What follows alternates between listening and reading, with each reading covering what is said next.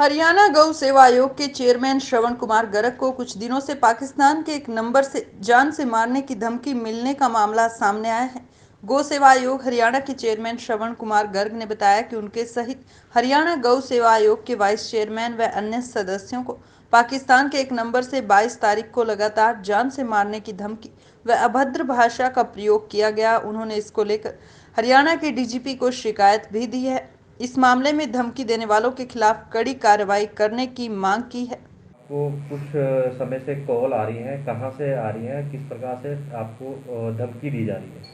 मुझे केवल एक ही दिन 22 तारीख को ही कॉल आई हैं और 5 कॉल आई हैं। जी। लगातार व्हाट्सअप कॉल आई हैं, पाकिस्तान के नंबर से आई हैं जी। और उसके अंदर धमकी दी गई है और साथ में जान से मारने के बाद साथ साथ अपशब्दों का प्रयोग किया गया है। जी।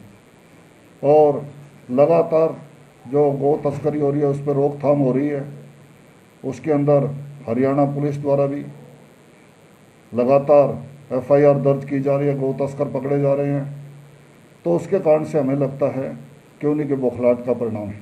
तो क्या लगता है कि जो गौ तस्कर हरियाणा में पकड़े गए हैं, उनके तार कहीं ना कहीं पाकिस्तान के लोगों के साथ है, कहीं जाकर उनके साथ तब जाके ये कॉल आ रही है? इस बात को हम क्या कह सकते हैं कि कहाँ, वो तो इन्वेस्टिगेशन का विषय है। जी। माननीय मुख्यमंत्री जी के संज्ञान में बात आ गई है। जी। पुलिस अपना कार्य कर रही है, सीआईडी अपना कार्य कर रही है और जल्दी इसके परिणाम आएंगे। तो कोई लिखित शिकायत आपने दी है डीजीपी हरियाणा हाँ, को? बिल्कुल। कोई सुरक्षा की मांग आपने की हो क्या? बिल्कुल, हमने ये है कि लिखित शिकायत दी है, एफआईआर दर्ज हो चुकी है। जी। रतिया से वाइस चेयरमैन जी की भी हो चुकी है, मेरी भी शहीदों से हो चुकी है जी। और उस पर कार्रवाई चल रही है।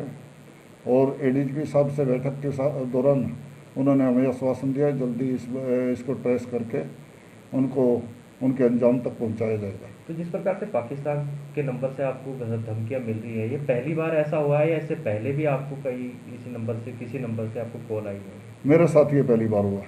जी।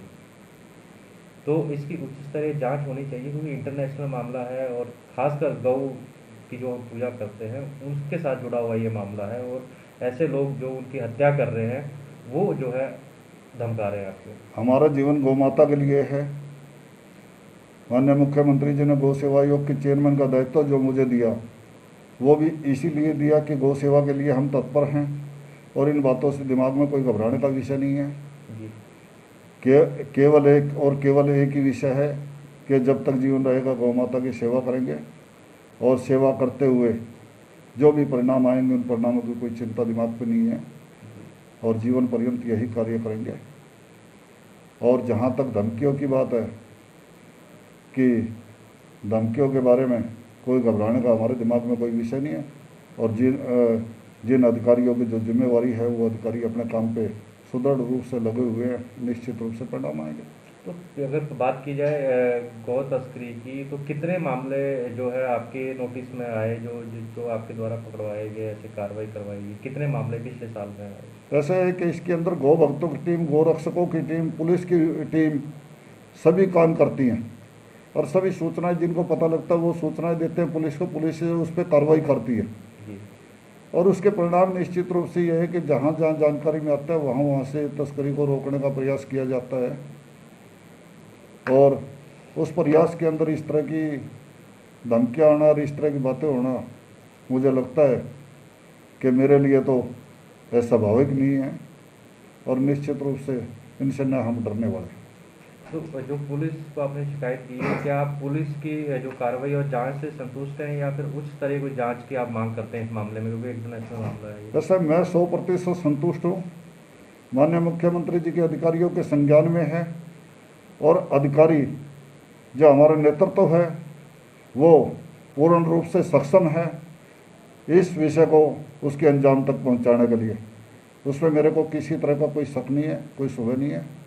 निश्चित रूप से यह विषय अंजाम तक पहुंचेगा और हम गौ माता की सेवा भी करेंगे, गौ माता को उसकी सुरक्षा भी करेंगे और जो भी कठिनाई बाधाएं आएंगी उससे हम डरने वाले नहीं हैं। हम लोग बात यह दृढ़ निश्चय के साथ काम करने वाले हैं और गौ माता की सेवा करते रहेंगे। अकेले आप ही को आई है या अन्य लोग हैं जो गौ सेवा आयोग के लोग हैं उनको भी आ रही है? ये हमारे हरियाणा गौ सेवा आयोग के वाइस चेयरमैन विद्यासागर बागला जी को भी और मेंबरों को भी सभी को व्हाट्सअप ही कॉल आई है जी और केवल 2 दिन में ही आई है, 22-23 तारीख में, और उनके बौखलाहट के परिणाम है। और इसकी FIR कुछ जगह पे हो गई, कुछ जगह पे बात यह है पुलिस के संज्ञान में ला दिया गया है, जी क्योंकि एक ही व्यक्ति द्वारा इस तरह की कॉल की गई है।